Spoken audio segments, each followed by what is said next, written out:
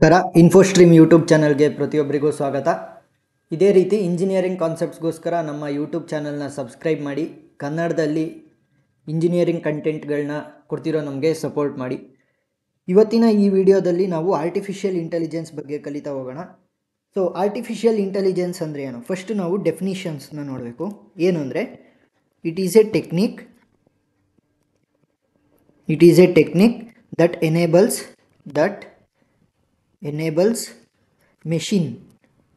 that enables the machines to mimic human behavior ಅಂದರೆ ಏನು ಅಂದರೆ ಆರ್ಟಿಫಿಷಿಯಲ್ ಇಂಟೆಲಿಜೆನ್ಸ್ ಹೇಗೆ ವರ್ಕ್ ಆಗುತ್ತೆ ಅಂದರೆ, ಹ್ಯೂಮನ್ ಬಿಹೇವಿಯರ್ ಇರುತ್ತಲ್ಲ, ಹ್ಯೂಮನ್ ವರ್ಕ್ಸ್ ಇರ್ಬೋದು, ಅದನ್ನೆಲ್ಲ ನೋಡ್ತಾ ಆ ವರ್ಕ್ಗಳನ್ನು ಕಲಿತು ಸ್ವಾವಲಂಬಿಯಾಗಿ ಮಾಡ್ತಾ ಹೋಗುತ್ತೆ.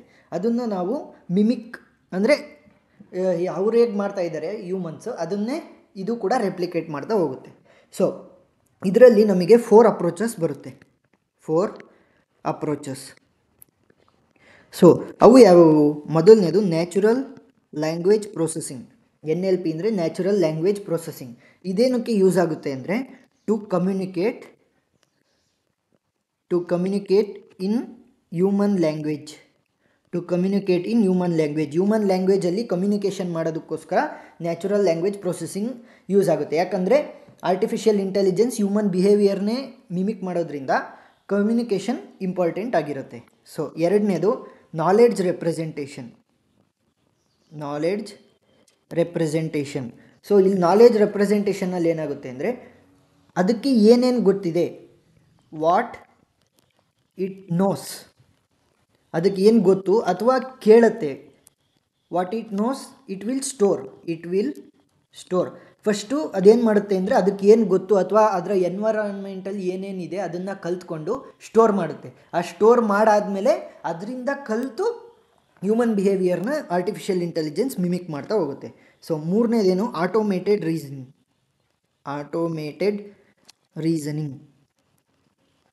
ಆಟೋಮೇಟೆಡ್ ರೀಸನಿಂಗಲ್ಲಿ ಏನಾಗುತ್ತೆ ಅಂದರೆ, answer the question and draw new condition. Answer questions, ಅದರಲ್ಲಿ ಏನೇನು ಡೌಟ್ಸ್ ಬರ್ಬೋದು, ಹ್ಯೂಮನ್ ಬಿಹೇವಿಯರ್ನ ಮಿಮಿಕ್ ಮಾಡಬೇಕಾದ್ರೆ ಕ್ವಶನ್ಸ್ ಬರ್ಬೋದು, ಅದನ್ನು ಇದು ಸಾಲ್ವ್ ಮಾಡ್ತಾ ಹೋಗುತ್ತೆ. ಸೊ ನಾಲ್ಕನೇದು ಮೆಷಿನ್ ಲರ್ನಿಂಗ್ ಏನು ಮಾಡುತ್ತೆ ಅಂದರೆ, ಹಳೇ ಕೆಲಸಗಳಿಂದ ಅದು ಕಲಿಯುತ್ತೆ. It will learn from previous knowledge. ಹಳೆ ಕೆಲಸಗಳಿಂದ ಕಲಿತು ಹೊಸ ಕೆಲಸಗಳಲ್ಲಿ ಅದನ್ನು ಇಂಪ್ಲಿಮೆಂಟ್ ಮಾಡ್ತಾ ಹೋಗುತ್ತೆ. ಸೊ ಇದನ್ನು ಮಾಡಾದಮೇಲೆ ಫೌಂಡೇಶನ್ಸ್ ಆಫ್ ಎ ಐ ಅಂದರೆ ಏನಿಲ್ಲ, ಇದೆಲ್ಲೆಲ್ಲಿ ಯೂಸ್ ಆಗುತ್ತೆ? ಫಾರ್ ಎಕ್ಸಾಂಪಲ್ ಫಿಸಿಯೋಲಜಿಲಿ ಯೂಸ್ ಆಗುತ್ತೆ.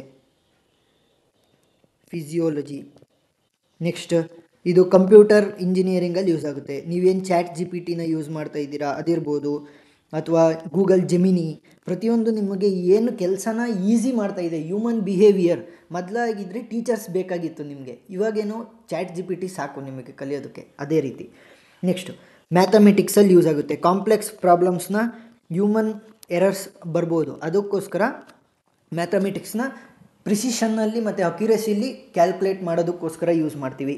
ನೆಕ್ಸ್ಟ್ ನ್ಯೂರೋ ಸೈನ್ಸಲ್ಲಿ ಯೂಸ್ ಮಾಡ್ತೀವಿ. ಆರ್ಟಿಫಿಷಿಯಲ್ ನ್ಯೂರಲ್ ನೆಟ್ವರ್ಕ್ಸ್ನ ಯೂಸ್ ಮಾಡ್ಕೊಳುತ್ತೆ.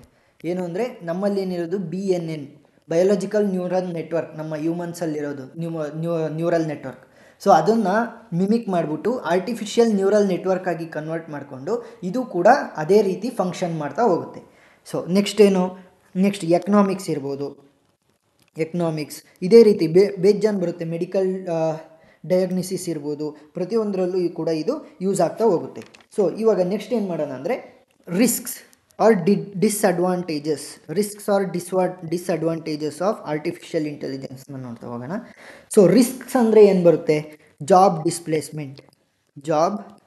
ಡಿಸ್ಪ್ಲೇಸ್ಮೆಂಟ್ ಅಂದ್ರೇನು? ಇದು ಬಂದಿರೋದ್ರಿಂದ ಹ್ಯೂಮನ್ ಜಾಬ್ಸ್ಗೆ ಅಲ್ಲಿ ಸಂಕಷ್ಟ ಬಂದಿದೆ. ಯಾಕಂದರೆ ಅದು ಹ್ಯೂಮನ್ಸ್ನ ರೀಪ್ಲೇಸ್ ಮಾಡ್ತಿರೋದ್ರಿಂದ, ಮಿಮಿಕ್ ಮಾಡಿ ಹ್ಯೂಮನ್ನಿನ ಇಂಟ್ರವ್ಯೂಷನ್ ಬೇಕಾಗೇ ಇಲ್ಲ, ಎಲ್ಲ ಮಿಷಿನ್ಸೇ ಮಾಡೋದ್ರಿಂದ ಜಾಬ್ ಡಿಸ್ಪ್ಲೇಸ್ಮೆಂಟ್ ಆಗ್ತಿದೆ. Next security threats. ಇಲ್ಲಿ ಸೈಬರ್ ಕ್ರೈಮ್ ಇರ್ಬೋದು, ಅಥವಾ ಫ್ರಾಡ್ ಮಾಡ್ತಾರೆ ಆನ್ಲೈನಲ್ಲಿ, ಈ ಥರ ಸೆಕ್ಯೂರಿಟಿ ಇಶ್ಯೂಸ್ ಇರುತ್ತೆ. ನೆಕ್ಸ್ಟ್ ಬಯಾಸ್ ಆ್ಯಂಡ್ ಡಿಸ್ಪ್ಲೇಸ್ಮೆಂಟ್ ಇರುತ್ತೆ. ಡಿಪೆಂಡೆನ್ಸಿ ಆನ್ ಎ ಐ, ಪ್ರತಿಯೊಂದಕ್ಕೂ ನಾವು ಡಿಪೆಂಡೆನ್ಸ್ ಆನ್ ಎ ಐ ಮಾಡೋಕ್ಕಾಗಲ್ಲ. ಯಾಕಂದರೆ ಪ್ರತಿಯೊಂದನ್ನು ನಾವು ಮೆಡಿಕಲ್ ಇಮೇಜಿನಿಂಗಲ್ಲಿ ಯೂಸ್ ಮಾಡ್ಬೋದು, ಆದರೆ ಅದನ್ನೇ ನಾವು ಆಪ್ರೇಷನ್ಸಲ್ಲಿ ಯೂಸ್ ಮಾಡಿದಾಗ ಸ್ವಲ್ಪ ಹೆಚ್ಚು ಕಮ್ಮಿ ಆದ್ರೂ ಕೂಡ ಪ್ರೋಗ್ರಾಮಿಂಗಲ್ಲಿ ಒಂದು ಲೈಫಿಗೆ ಅಲ್ಲಿ ತಪ್ಪಾಗ್ತಾ ಹೋಗುತ್ತೆ. ಸೊ ನೆಕ್ಸ್ಟ್ ರಿಸ್ಕ್ಸನ್ನು ನೋಡಿದ್ವಿ. ಸೊ ಬೆನಿಫಿಟ್ಸ್ನ ನೋಡೋದಾದರೆ ಎಫಿಷಿಯೆಂಟ್ ಆ್ಯಂಡ್ ಪ್ರೊಡಕ್ಷನ್. ಈ ಎಫಿಷಿಯೆಂಟ್ ಆ್ಯಂಡ್ ಪ್ರೊಡಕ್ಷನ್ನಲ್ಲಿ ಏನಾಗುತ್ತೆ ಅಂತ ಅಂದರೆ ಪ್ರೊಡಕ್ಟಿವಿಟಿನ ಜಾಸ್ತಿ ಮಾಡುತ್ತೆ. ಯಾಕಂದರೆ ಹ್ಯೂಮನ್ ಇಂಟ್ರವೆನ್ಷನ್ ಇರಲ್ಲ, ಇದು ಸ್ಟ್ರೆಸ್ ಆಗಲ್ಲ, ಆಮೇಲೆ ಹ್ಯೂಮನ್ ಬಿಹೇವಿಯರ್ ಥರ ಮೆಂಟಲಿ ಅಷ್ಟು ರಿಟಾರ್ಡ್ನೆಸ್ ಆಗೋದಿಲ್ಲ. ಅದಕ್ಕೋಸ್ಕರ ಇದೇನು ಮಾಡುತ್ತೆ ಅಂದರೆ ಎಫಿಷಿಯೆಂಟಾಗಿ ಪ್ರೊಡಕ್ಷನ್ ಮಾಡ್ತಾ ಹೋಗುತ್ತೆ. ಕರೆಂಟ್ ಇದ್ದರೆ ಸಾಕು, ಆರಾಮಾಗಿ ನಡೆಯುತ್ತಲ್ವ. ಮಿಕ್ಸರ್ ಇರ್ಬೋದು, ಗ್ರೈಂಡರ್ ಇರ್ಬೋದು, ಕಂಪ್ಯೂಟರ್ ಇರ್ಬೋದು. ಚಾಟ್ GPT ಏನಾರ ಬೇಕಾ? ಇಲ್ಲ, ವಿತಿನ್ ಸೆಕೆಂಡ್ಸಲ್ಲಿ ನಿಮಗೆ ಆನ್ಸರ್ಸ್ನ ಕೊಡ್ತಾ ಹೋಗುತ್ತೆ. ಸೊ ನೆಕ್ಸ್ಟ್ ಏನಾಗುತ್ತೆ, ಮೆಡಿಕಲ್ ಅಡ್ವಾನ್ಸ್ಮೆಂಟ್ ಅಂದರೆ ಪ್ರತಿಯೊಂದರಲ್ಲೂ ಆರ್ಟಿಫಿಷಿಯಲ್ ಇಂಟೆಲಿಜೆನ್ಸ್ನ ಯೂಸ್ ಮಾಡಿಕೊಂಡು ಟ್ಯೂಮರ್ ಡಿಟೆಕ್ಷನ್ ಇರ್ಬೋದು ಅಥವಾ ಡಯಾಗ್ನಿಸಿಸ್ನ ಮಾಡೋದ್ರಲ್ಲಿರ್ಬೋದು, ಪ್ರತಿಯೊಂದರಲ್ಲೂ ಮೆಡಿಕಲ್ ಅಡ್ವಾನ್ಸ್ಮೆಂಟಲ್ಲಿ ಯೂಸ್ ಮಾಡ್ತಾ ಹೋಗ್ತಾ ಇದ್ದಾರೆ. ಸೊ ಇನ್ನು ಏನು, ಎನ್ಹ್ಯಾನ್ಸ್ಡ್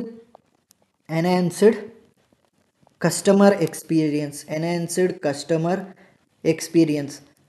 ಯಾಕೆ ಅಂತ ಅಂದರೆ ನಮ್ಮ ಕೆಲಸ ಬೇಗ ಆಗೋದ್ರಿಂದ, ಆರ್ಟಿಫಿಷಿಯಲ್ ಇಂಟೆಲಿಜೆನ್ಸ್ ಯೂಸ್ ಮಾಡಿಕೊಂಡು ಕೆಲಸ ಬೇಗ ಆಗೋದ್ರಿಂದ ಕಸ್ಟಮರ್ ಕೂಡ ಆಗ್ತಾ ಹೋಗ್ತಾರೆ. ಸೊ ಇಷ್ಟಾಗಿತ್ತು ಆರ್ಟಿಫಿಷಿಯಲ್ ಇಂಟೆಲಿಜೆನ್ಸ್ ಬಗ್ಗೆ. ಥಿಯರಿ ಎಕ್ಸಾಮ್ಸಲ್ಲಿ ಕೇಳಿದಾಗ ಇಷ್ಟು ಬರೆದ್ರೆ ಸಾಕು. ಸೊ ಅರ್ಥ ಆಗಿದೆ ಅಂತ ಅಂದ್ಕೊತೀನಿ. ಏನಾದರೂ ಡೌಟ್ ಇದ್ದರೆ ಕಮೆಂಟ್ ಸೆಕ್ಷನ್ನಲ್ಲಿ ಟೈಪ್ ಮಾಡಿ, ನಾನು ಅದಕ್ಕೆ ರೆಸ್ಪಾಂಡ್ ಮಾಡ್ತೀನಿ. So thank you.